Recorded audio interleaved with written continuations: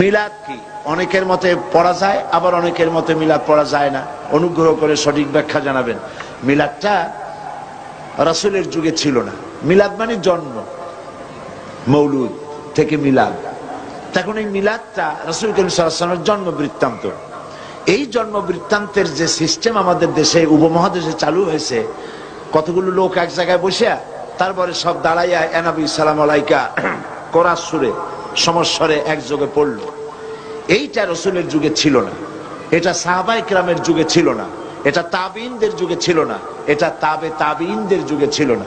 এখন আপনারা মনে করেন যে কোন জিনিসে খুব সওয়াব আছে এমন কোন জিনিসকে রাসূলুল্লাহ আমাদেরকে জানান নাই, সাহাবায়ে কেরাম আমাদের জানান নাই।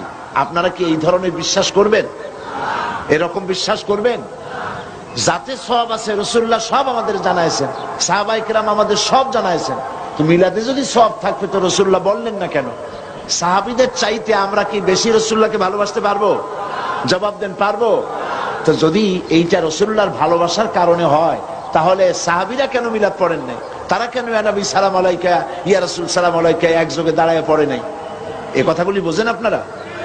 রাসূলের যুগে নাই, সাহাবীদের যুগে নাই, তাবিঈনদের যুগে নাই, তাবিঈনদের যুগে নাই।